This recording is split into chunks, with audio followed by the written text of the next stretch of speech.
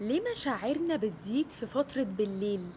لدرجة إن لو حد كلمك بالليل وإنت ما تعرفوش ممكن ترد عليه عادي، وتصحى الصبح تقول هو مين ده؟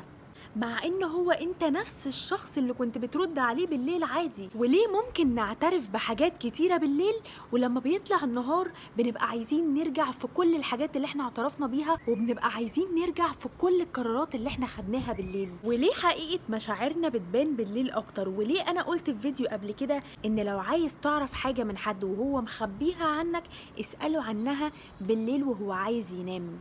لأن البني آدم بالليل دماغه بتفرز هرمون الميلاتونين، وده الهرمون اللي بيبقى مسؤول عن النوم والاسترخاء والتعب.